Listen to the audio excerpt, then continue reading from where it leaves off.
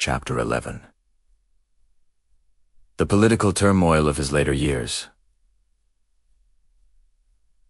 Gaius Marius had triumphed in his war against the Cimbri and Teutones, and was acclaimed by the grateful citizens of Rome.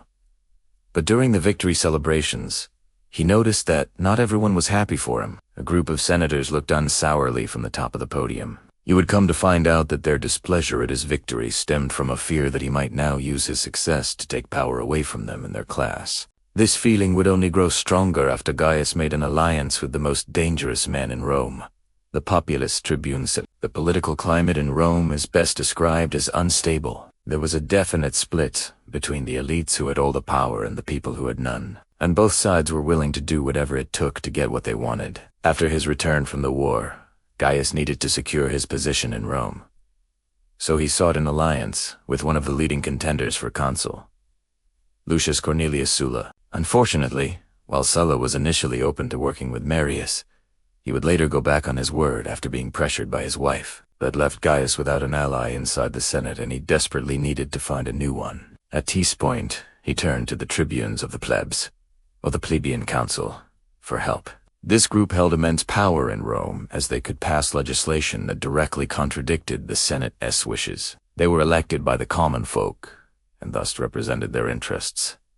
And no one better embodied those interests than Caesar. The two men joined forces and began passing laws that favored the common citizen. Some of these laws were positive and would help Rome in the long run, like the Lex Cornelia de Siccaria, which helped criminals escape the death penalty. However, others would hurt Rome greatly, like the Lex Placia, which allowed any Roman male to become a soldier without needing to be recruited. These laws made him extremely popular with the general population, but they also made him extremely unpopular with the Senate and the patrician class. Tensions rose until it culminated in violence when a group of armed patricians attacked and killed Saturninus' supporters. In response, Saturninus had the Senate put down and prescribed a list of senators who opposed him. These measures did not go over well with Gaius, even though he benefited from them. It created a huge rift between him and the Senate, and he knew that he would need allies to survive politically. This led him to seek the support of the Populares, a political party dedicated to helping the common citizen.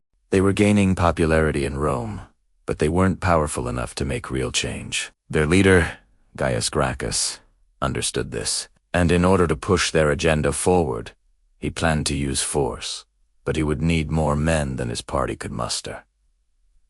So he appealed to Gaius Marius for troops. Although Marius supplied the soldiers, he still commanded them, keeping them loyal to him instead of the Populares. The violence continued as Gaius made moves to become consul for the next year. This meant that he and Sulla would be consuls together. It was an unprecedented move in Roman politics and was seen as a threat by many. As tensions flared up, so did the fighting in the streets. More bloodshed occurred between the supporters and opponents of Gaius. And even though he won the consulship, it was clear that the violence wasn't over. His appointment as consul for the next year didn't calm anyone down. It only made things worse. To make matters worse, Gaius lost his adopted son and heir, Gaius Marius the Younger, who died in one of the street battles. But this tragedy would only fuel Gaius' desire for vengeance. Sulla used this sentiment to his advantage and moved against Marius, forcing him to flee Rome.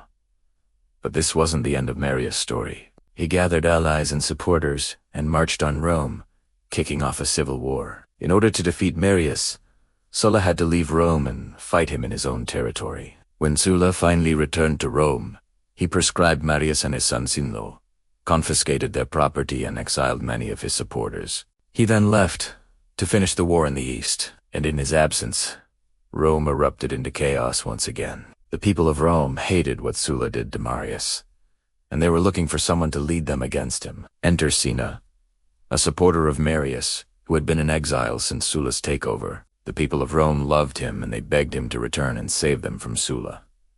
Upon hearing this, Cinna sailed back to Rome with a fleet of ships and took over the city. He executed the pro-Sulla party and proscribed their families. Then he left to meet up with Marius, who was planning to invade Italy. Upon their reunion, Cinna appointed Marius as consul and gave the command of the Roman army to himself. Together, they planned to march on Rome and defeat Sulla.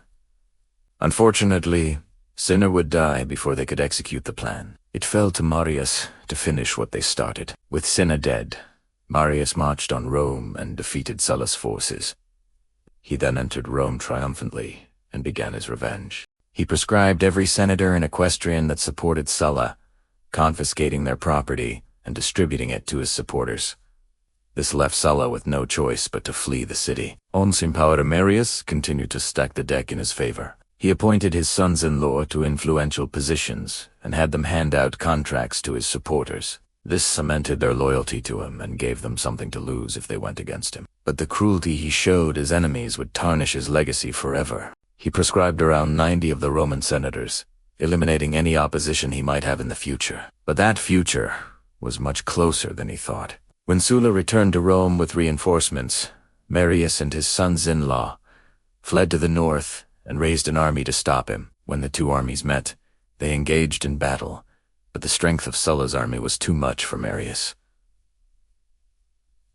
He lost the battle and retreated to the city of Rome. It was here that he learned the worst news possible. Rome had fallen to Sulla, and his sons-in-law were being hunted down. All hope seemed to be lost, but a messenger arrived from the north with an offer. The Cimbri and Teutones were declaring war on Rome again, and wanted Marius to come back and lead them against them. This gave Marius the perfect excuse to get out of town and get another chance at defeating Sulla.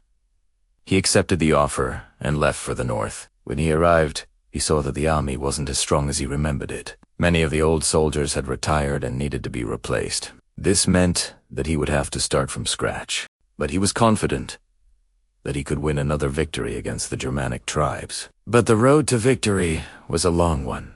So he decided to take a detour through the Arpinum mountains. This would shorten the travel time by weeks, but it was very dangerous. While crossing the mountains, his army was ambushed by the Cimbri. Although the Romans fought hard, they couldn't defeat the Germanic warriors. In the end, Marius and most of his army were slain. With the death of Marius, the hopes of defeating Sulla died along with him. Sulla would go on to conquer northern Italy and march on Rome, ending the civil war once and for all. Now that we've covered the events of his life, it's time to answer the question: what was the darkest part of Marius's story? Obviously, there are several possibilities. You could say it was his relentless pursuit of power, which ultimately led to his downfall. Or perhaps it was his violent alliance with Saturninus, which plunged Rome into chaos. Maybe it was his proscription of so many senators, which destabilized the Roman state. Or maybe it was his brutality against his enemies, which tarnished his legacy. But in reality,